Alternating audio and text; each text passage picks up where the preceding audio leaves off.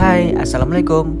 Nah, jadi di video kali ini kami akan menjelaskan tentang grup mute theory atau teori kelompok terbungkam.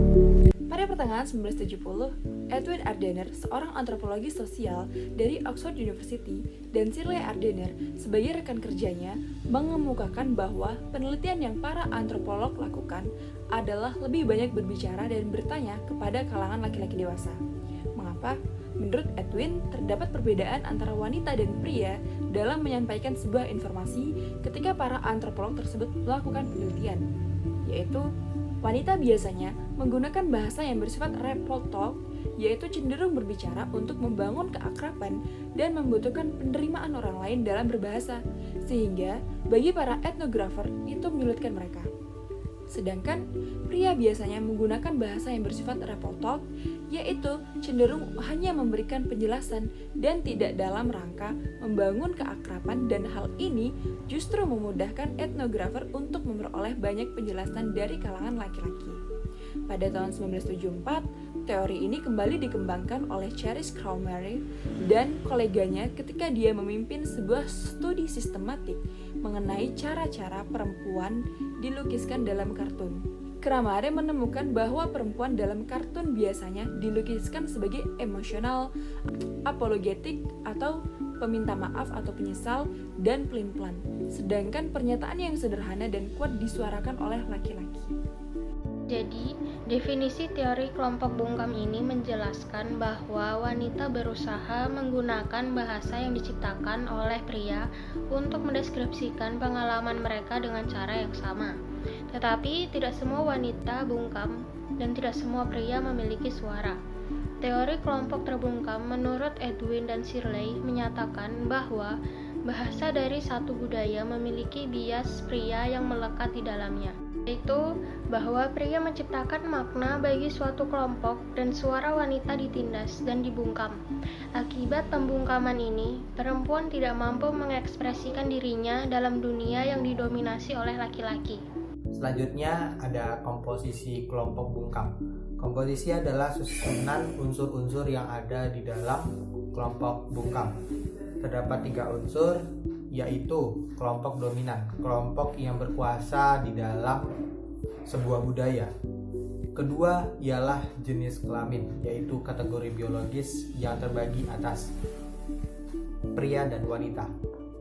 Dan yang terakhir adalah gender, yakni kategori sosial yang terdiri atas perilaku yang dipelajari yang membentuk maskulinitas dan feminitas bagi sebuah budaya tertentu. Kemudian terdapat asumsi-asumsi dasar terhadap teori ini. Yang pertama ialah wanita mempersepsi dunia secara berbeda dibanding pria karena pengalaman pria dan wanita yang berbeda serta adanya kegiatan yang berakar pada pembagian pekerjaan. Perbedaan ini dapat berupa polarisasi gender, yakni memandang pria dan wanita sebagai kutub yang berbeda, dan dapat berupa giliran kerja keduanya, yakni fenomena wanita bekerja yang menghabiskan waktu 8 jam di tempat kerja dan pekerjaan lainnya ketika pulang ke rumah. Yang kedua ialah karena dominasi politik mereka, yaitu sistem persepsi pria dominan menghambat ekspresi bebas dari model alternatif wanita mengenai dunia. Yang ketiga yaitu agar dapat berpartisipasi di masyarakat, wanita harus mentransformasikan model mereka sendiri sesuai dengan ekspresi yang diterima oleh pria. Pembahasan selanjutnya adalah proses pembungkaman. Terdapat 4 hal, yaitu ejekan, ritual, kontrol, dan pelecehan. Seperti terkadang laki-laki cenderung mengejek dan meremehkan bahwa perempuan itu berbicara dengan makna yang sedikit atau bahkan tanpa makna. Terkadang juga kaum laki-laki mengejek kaum perempuan yang tidak memiliki selera humor. Posisi laki-laki derajatnya secara adat lebih tinggi dibanding perempuan. Laki-laki lebih sering mendapatkan kesempatan untuk mengambil kendali dalam banyak mengambil keputusan. Dan saat perempuan mempunyai pengalaman godaan seks, maka perempuan disebut akan dicap sebagai sesuatu yang histeris, sangat-sangat lebih sensitif, perusak, dan menunjukkan sesuatu yang tidak penting. Kemudian, strategi perlawanan. Pertama, yaitu menyebutkan strategi-strategi pembungkaman. Dalam tahap ini mencoba untuk mengangkat isu-isu mengenai apa penyebab kelompok bungkam. Kemudian ditelusuri apa saja strategi-strategi tersebut. Dengan demikian akan menarik perhatian khalayak dan dapat dijadikan sebuah bahasan diskusi. Kedua, yaitu mengambil kembali, mengangkat dan mementingkan wacana wanita. Tahap ini mencoba untuk tidak meremehkan wanita, bahwa wanita telah dapat lebih berkembang dan dapat melakukan hal-hal yang pada umumnya pria lakukan. Dan yang ketiga ialah menciptakan bahasa baru bagi pengalaman gender yang unik. Tahap ini menciptakan bahasa baru yang berasal dari pengalaman apa yang telah wanita lakukan, agar mereka juga dapat menceritakan pengalaman mereka dengan mudah dan dapat dimengerti oleh laki-laki. Contoh yang pertama ialah seperti dalam sebuah film pendek yang berjudul Minah Tetap Dipancu. Minah bekerja di negeri orang, yaitu di Arab Saudi. Ia selalu disiksa dan dilecehkan oleh majikan laki-lakinya.